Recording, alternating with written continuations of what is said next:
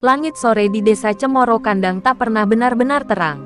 Awan kelabu selalu menggantung seperti penanda bahwa tanah ini menyimpan rahasia gelap yang tak boleh diungkit. Di tengah ladang kering, seorang pemuda bernama Jagat menggali tanah makam neneknya yang baru 3 hari dikubur. Bukan karena gila, bukan pula karena kerasukan, tapi karena bisikan terakhir sang nenek sebelum ajal.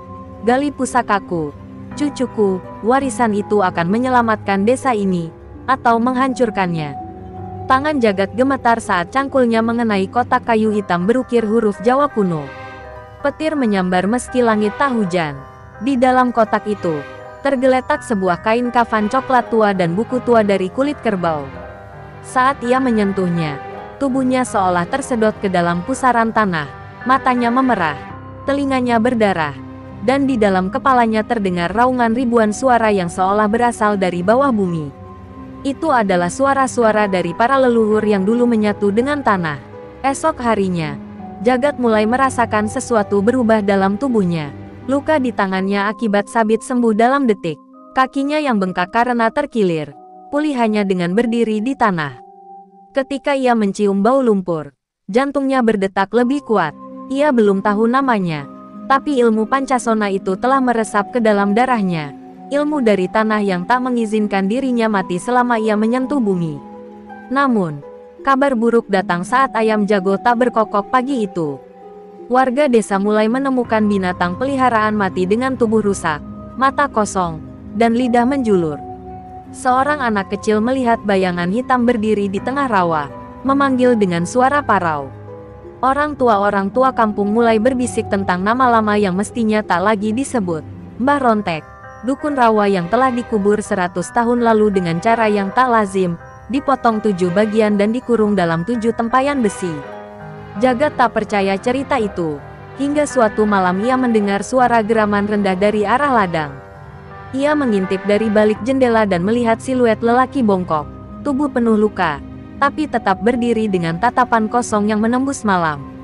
Lelaki itu berjalan tanpa arah, namun setiap langkahnya membuat rerumputan layu. Bahkan tanah pun enggan menyentuh kakinya. Keesokan paginya, makam nenek Jagat terbuka sendiri. Tanahnya seperti meletus dari dalam. Tak ada jejak binatang, tak ada jejak manusia. Di dekat nisan, tertulis kata-kata dengan darah kering. Pancasona harus mati di udara. Jagat gemetar membaca kalimat itu. Ia sadar, ini bukan hanya soal warisan leluhur. Ini tentang pertarungan dua ilmu kuno yang tak bisa berdamai. Dan yang paling menyeramkan, lawannya bukan orang sembarangan, tapi sosok abadi yang tak bisa dibunuh, bahkan jika tubuhnya dihabisi. Di bawah langit kelabu Karangpetung, angin mulai berdesir aneh. Tanah berguncang ringan. Jagat berdiri di tepi sawah, menatap ke arah rawa gelap itu. Dengan naskah Pancasona di tangan, ia bersumpah, jika aku harus mati, maka bukan hari ini. Rawa Setra yang berada di ujung barat desa Karangpetung dikenal oleh orang-orang tua sebagai tempat tak bertuan. Tak ada yang berani ke sana bahkan saat siang terang, bukan karena buaya atau binatang liar, tapi karena bau kematian yang tak pernah usai. Kini, kabar buruk itu bangkit lagi. Seekor kerbau milik Pak Selamat ditemukan terbaring di lumpur rawa. Tubuhnya robek seperti dicabik cakar gaib. Tapi anehnya, tak ada setetes darah pun keluar. Kerbau itu kosong, seperti tubuh tanpa roh. Di balai desa, suasana mencekam. Orang-orang berkumpul tanpa bicara. Seseorang dari arah selatan mengabarkan bahwa pohon-pohon tua di tepi rawa mulai tumbang tanpa angin.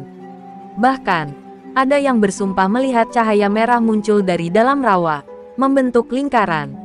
Seperti mata terbuka, para sesepuh tahu, ini bukan peringatan, ini adalah tanda. Dia telah bangkit. Malam itu, Jagat tidak tidur. Ia duduk di pojok rumah dengan tubuh gemetar namun wajah menantang. Di hadapannya, kitab Pancasona terbuka, huruf-huruf kuno menari seperti api. Ia membaca pelan-pelan, menyatukan napas dengan tanah di bawah kakinya. Ia merasakan energi bumi merembes naik ke tulangnya. Ia tahu, ajian ini bukan sekadar kekuatan. Ini adalah sumpah, bahwa tubuhnya hanya akan binasa jika mati di udara, terpisah dari tanah yang memberinya nyawa.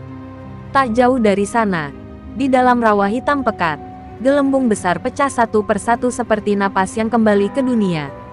Lumpur bergerak sendiri, membentuk pusaran, dan dari tengahnya muncullah tangan keriput berlumur darah hitam. Tangan itu diikuti kepala botak, wajah hancur, namun matanya menyala merah seperti bara. Mbah Rontek hidup kembali. Tubuhnya memang tak utuh, tapi setiap daging yang menempel padanya tetap berdenyut. Ia terlatih naik ke darat, membawa tongkat kayu yang ujungnya berisi tempurung tengkorak. Sudah berapa turunan kalian lupa pada sumpah darah kalian? Hah, gumamnya Parau. Nafasnya tidak menghembuskan udara, tapi kabut. Burung hantu bertabrakan di udara saat ia melangkah. Ia tak butuh mantra, tak butuh jampi. Ia hanya membawa satu hal, ajian rawa Rontek. Ilmu kutukan yang membuatnya tak bisa mati meskipun tubuhnya dihancurkan. Malam itu juga, Mbah Rontek mendatangi rumah kepala desa. Ia tak mengetuk pintu, ia hanya berdiri di depan gerbang, dan menyentuh tanah dengan tongkatnya. Seketika itu juga, pohon-pohon sekitar menjadi abu, dan rumah kepala desa terbakar sendiri dari dalam, meski tak ada api. Tak ada jerit, hanya sunyi, dan setelah semuanya lenyap, di tanah depan rumah itu, terukir kata dari lumpur pekat. Aku menuntut darah. Jagat menyaksikan semuanya dari kejauhan. Rahangnya mengeras. Ia tahu, saat itu juga, bukan hanya dia yang diburu, tapi seluruh keturunannya, seluruh desa, seluruh tanah tempat ia berpijak. Ia bukan lagi seorang pemuda biasa. Ia adalah penjaga terakhir, dan pembawa kematian jika gagal. Di malam yang sunyi itu, satu kalimat terngiang terus di pikirannya. Pancasona harus mati di udara, dan Mbah Rontek tahu persis cara mewujudkannya. Kabut tebal turun tanpa peringatan. Desa Karangpetung lenyap dalam abu-abu yang pekat seperti malam abadi. Suara jangkrik berhenti, angin pun enggan lewat, dan di tengah sunyi itu, Jagat berdiri sendiri di pelataran ladang neneknya. Tubuhnya telanjang kaki, menjejak tanah dengan kesadaran penuh. Ia telah selesai menanam 7 pusaka leluhur di titik-titik tertentu, menciptakan pagar gaib dari ajian Pancasona. Malam ini, ia tak lagi lari. Ia menantang. Suara langkah itu datang perlahan, bukan seperti derap manusia biasa, tapi seperti tulang yang digeret di atas lumpur. Dari balik kabut, muncullah sosok mengerikan, Mbah Rontek. Tubuhnya miring ke kanan, bahunya menjulang tak wajar, dan satu matanya kosong. Daging di wajahnya bolong-bolong, namun senyumnya menyeringai abadi. Seperti ia tahu bahwa malam ini bukan untuk kemenangan siapapun, kecuali dirinya. "Wahai cucu dari darah pengurungku," kata Mbah Rontek. Suaranya seperti serak daun kering terbakar. "Kau pikir tanah bisa menyelamatkanmu dari kutukan yang pernah dikubur di bawah kakimu?" Tongkatnya digeser pelan, tanah di sekitar retak. Serangga-serangga kecil bermunculan lalu mati seketika, menghitam dalam sekejap. Jagat tak menjawab. Ia menangkupkan tangan, menatap lurus, lalu mengucapkan mantra pertama dari kitab Pancasona. Udara seolah tersedot masuk ke tubuhnya. Tubuhnya memanas, matanya memancarkan cahaya tanah, dan dari balik kakinya muncullah aura merah membara berbentuk akar-akar menyala. Tanah memberinya tenaga, kekuatan, hidup yang tak bisa diputus selama tubuhnya berpijak. Mbah Rontek tertawa pendek, lalu melemparkan tulang rusuk manusia ke tanah. Seketika itu juga, tulang itu menjelma jadi bayangan hitam raksasa berbentuk serigala tanpa kulit. Makhluk itu menyerang Jagat, mencabik-cabik tubuhnya dalam sekejap. Tapi, tubuh Jagat jatuh ke tanah, dan dalam sekejap luka-lukanya sembuh. Ia bangkit kembali dan menebas balik makhluk itu dengan sabit gaibnya hingga lenyap jadi asap. Pertarungan pun dimulai. Ajian Rawa Rontek dan Pancasona bertabrakan seperti dua kutub langit dan bumi. Jagat menebas Mbah Rontek, memotong tangannya. Tapi tangan itu merayap sendiri kembali ke tubuhnya. Ia menusuk dadanya. Darah keluar. Tapi wajah Mbah Rontek tak berubah, malah tertawa kecil. "Tebas aku 7 kali, potong aku 1000. Aku tetap kembali. Tapi kau, cukup aku lempar ke langit, dan kau tak akan kembali," bisik Mbah Rontek, sebelum menjejak tanah dan melompat ke arah Jagat, menghunuskan tongkat tengkoraknya dengan kekuatan kutukan 100 tahun. Jagat terpental, tubuhnya jatuh ke tanah dan sembuh seketika. Tapi untuk pertama kalinya, Ia melihat rasa takut di matanya sendiri. Ajian Pancasona mungkin membuatnya tak bisa mati, tapi ilmu rawa rontek tak pernah kehabisan cara untuk menyiksa. Dan malam ini, hanya satu dari mereka yang akan dikenang oleh tanah.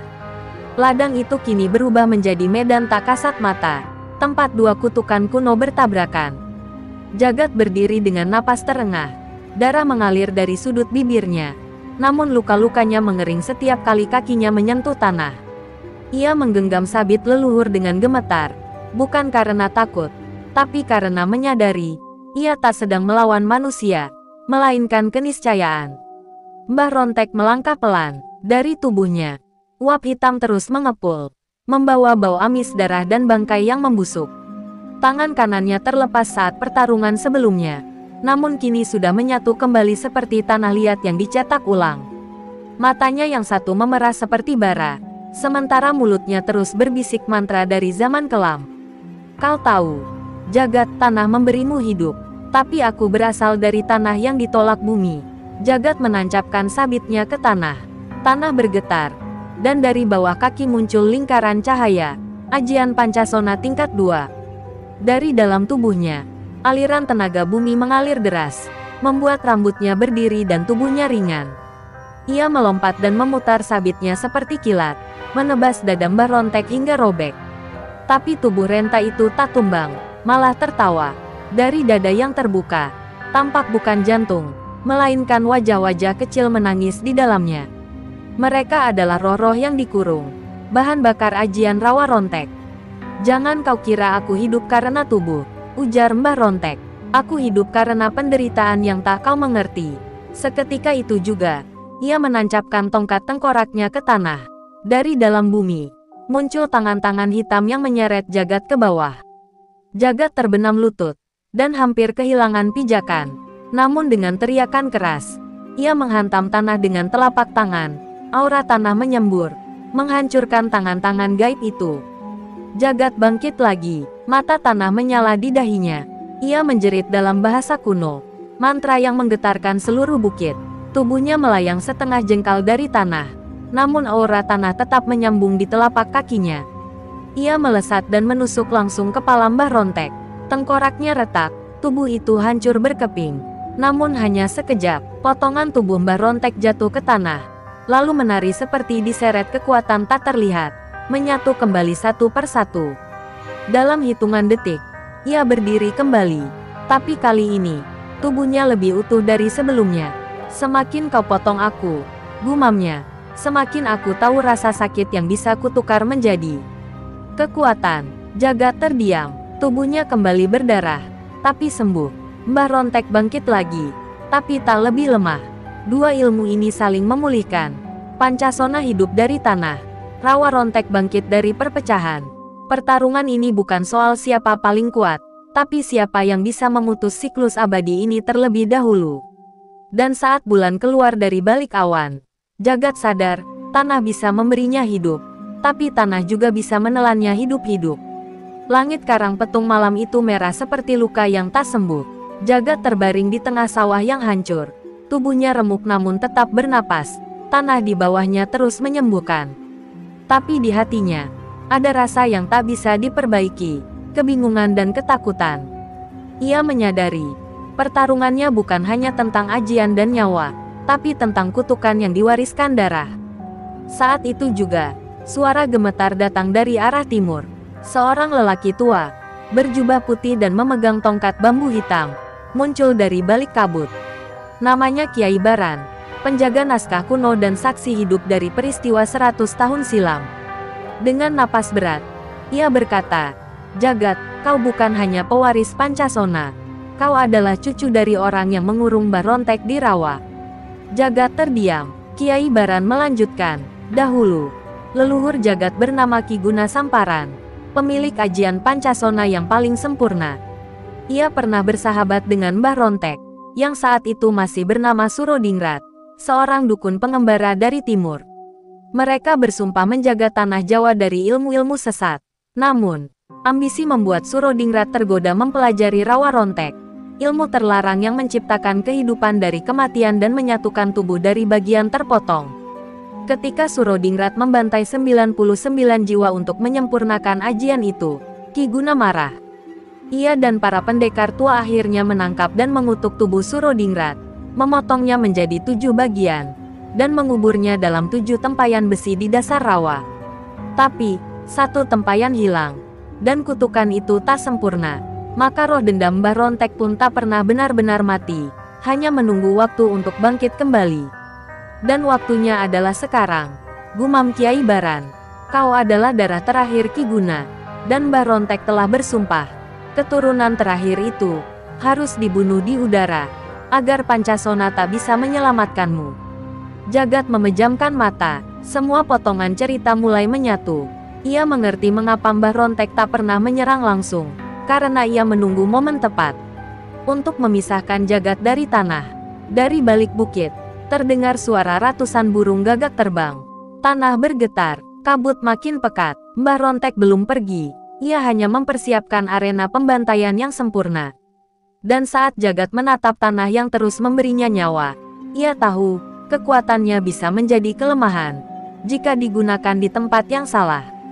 Jika aku ingin mengalahkannya, bisiknya pelan, aku harus memutus diriku dari tanah. Dan itu bisa jadi berarti mati. Matahari pagi nyaris tak tembus ke desa Karangpetung. Kabut masih menggantung seperti tirai kematian. Tapi justru di puncak Bukit Songolangit, tempat tertinggi dan paling kering di seluruh desa, tanah tandus dan berbatu, tanpa akar, tanpa kehidupan, di sanalah Mbah Rontek menantikan jagat, berdiri di atas batu besar seperti arca neraka yang hidup kembali. Angin berputar pelan, membawa bisikan gaib yang menyebut satu nama berulang-ulang. Jagat.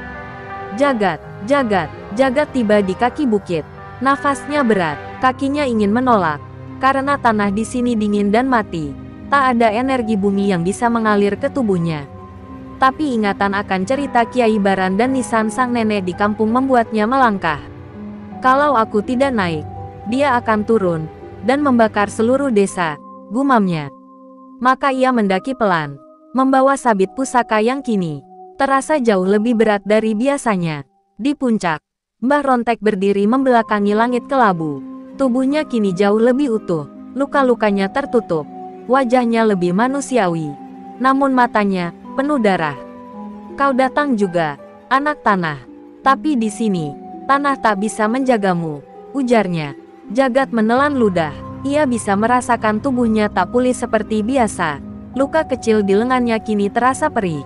Ajian Pancasona mulai melemah. Pertarungan pun pecah. Jagat melompat menebas. Tapi Mbah Rontek menghindar dengan gerakan yang terlalu ringan untuk usia tubuhnya. Serangan balasan datang bertubi-tubi. Cambukan tongkat tengkorak, semburan debu hitam dari mulutnya, dan bayangan menyerupai roh yang membungkus tubuh jagat. Pemuda itu terus melawan, menahan dengan ilmu tenaga dalam yang tersisa. Tapi setiap kali ia jatuh ke tanah, tidak ada kesembuhan. Batu keras tak memberi kehidupan. Sebuah pukulan keras menghantam punggungnya.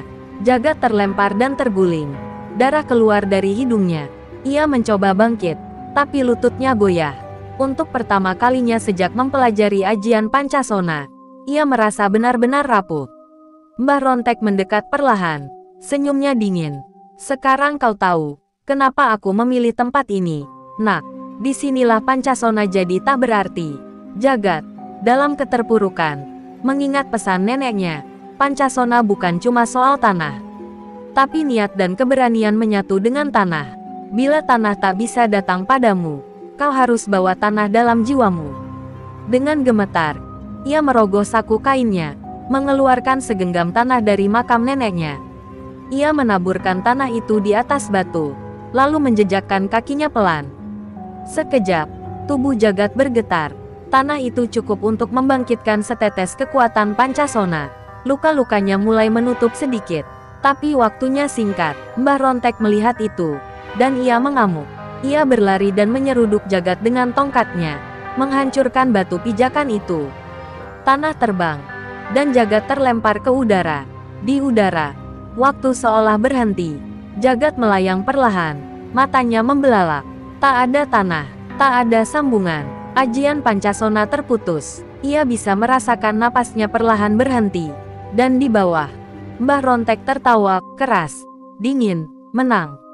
Tubuh Jagat melayang di udara seperti daun kering yang kehilangan ranting.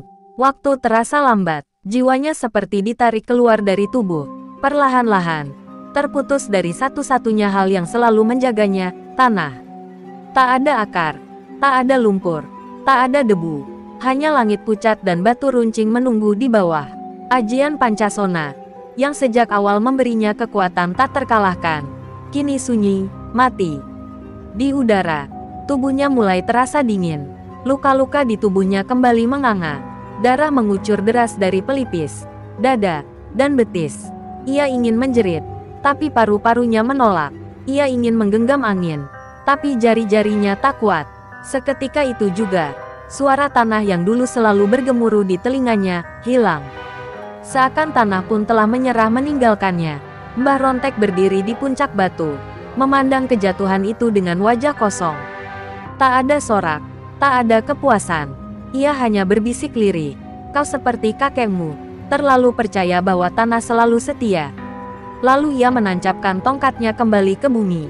Getar kecil merambat ke seluruh desa, seolah merayakan runtuhnya ajian yang dulu dipercaya tak bisa dikalahkan. Tubuh Jagat membentur tanah berbatu dengan suara tumpul. Tidak meledak, tidak terpental, hanya diam, lunglai, dan tak bangkit kembali. Wajahnya menghadap langit, matanya terbuka setengah, tapi tak bernyawa. Sabit pusaka jatuh tak jauh darinya, menyentuh batu, lalu patah menjadi dua. Jagat, pewaris terakhir Pancasona, telah mati, dan tanah hanya diam menyaksikan. Di kejauhan, angin kering mengangkat debu ke langit. Desa Karangpetung menjadi bisu. Para warga yang menyaksikan dari jauh menutup pintu, menggulung tikar, dan menangis dalam diam. Tidak ada yang berani menyebut nama Jagat, karena menyebutnya berarti mengakui bahwa harapan telah dikubur. Bahkan burung gagak pun enggan hinggap di pohon malam itu. Mbah Rontek turun perlahan, menghampiri tubuh Jagat yang mulai dingin. Ia jongkok, menatap wajah pemuda itu dalam-dalam. Lalu dengan tangan yang penuh luka, ia mengambil segenggam darah dari dada Jagat dan mengusapnya ke wajahnya sendiri. "Darah musuh akan menyempurnakan abadi." Ucapannya lirih, tapi menggelegar dalam gaib. Petir menyambar di langit kosong, namun tak membawa hujan. Dari tanah di sekitar tubuh Jagat, akar-akar kering menyentuh kulitnya, lalu menarik mundur. Tapi tak ada kekuatan yang membangkitkan. Tanah tak mengklaim Jagat. Tanah telah mengusirnya, dan di malam itu, hanya satu ilmu yang tetap berdiri. Rawa Rontek tak bisa dibunuh. Pancasona telah mati di udara. 3 hari setelah tubuh Jagat terhempas ke batu bukit, desa Karangpetung berubah menjadi bayangan dari dirinya sendiri. Tidak ada suara kentongan malam, tidak ada anak-anak berlari di sore hari, dan sawah-sawah tak lagi ditanami. Warga desa menunduk dalam diam, bukan karena duka, tapi karena ketakutan. Sebab sejak Jagat gugur, tak ada lagi yang menghalangi langkah Mbah Rontek. Mbah Rontek kini tinggal di balai desa yang dibiarkan kosong. Ia tak perlu istana, tak butuh singgasana. Ia hanya duduk bersila, tubuhnya membelakangi matahari, menghadap ke arah barat, ke arah rawa tempat dirinya dilahirkan kembali. Dari tubuhnya, uap hitam terus mengepul, menyelimuti desa seperti kabut kelabu. Bahkan matahari pun hanya bisa menyinari separuh Karangpetung, separuh lainnya milik kegelapan. Para sesepuh desa yang dulu menyimpan naskah-naskah kuno Pancasona, membakar semua kitabnya. Tak ada gunanya menyimpan ilmu yang sudah ditelan maut, kata mereka. Namun, satu anak kecil, cucu dari Kiai Baran, menyelinap malam-malam ke makam Jagat. Ia membawa sebongkah tanah kecil dan sepotong kitab Pancasona yang berhasil ia selamatkan. Di bawah bisikan angin, ia berjanji dalam hati, ilmu ini belum selesai. Mbah Rontek tahu itu, tapi ia tak tergesa. Baginya, waktu bukan musuh. Ia telah menunggu 100 tahun dalam kubur, dan bisa menunggu 100 tahun lagi. Ia berjalan pelan di malam hari. Tubuhnya kadang menghilang di balik kabut, kadang muncul di tepi sumur tua. Setiap langkahnya meninggalkan bekas terbakar. Tanah pun tak lagi menerima jejaknya. Ia bukan bagian dari bumi. Ia adalah yang tersisa dari dendam. Pada malam ketujuh, Suara gamelan terdengar sendiri dari arah rawa. Tak ada yang berani keluar rumah. Tapi dari celah jendela, beberapa orang mengaku melihat bayangan jagat berdiri di tepi bukit, menatap desa dalam diam. Namun tubuh itu tak utuh. Hanya bayang, roh, atau mungkin harapan yang menolak mati sepenuhnya. Mbah Rontek menyeringai dari kejauhan. Bahkan kematian tidak membuatmu menyerah, jagat. Namun roh jagat tidak datang untuk bertarung. Ia hanya berdiri, menatap sawah, lalu berjalan mundur masuk ke dalam tanah sendiri. Sebuah keajaiban kecil terjadi. Pagi harinya, satu tunas padi tumbuh di tengah sawah yang telah mati. Hanya satu, tapi cukup untuk membuat para ibu tersenyum meski air mata masih mengalir. Mbah Rontek tak bisa dibunuh, tapi dunia tak bisa dibekukan oleh kegelapan selamanya. Di ujung cerita ini, tanah mulai berbisik lagi. Bukan untuk menyelamatkan jagat, tapi untuk menyimpan kisahnya. Hingga saatnya kelak, tanah memilih satu nyawa baru untuk menanggung ilmu Pancasona.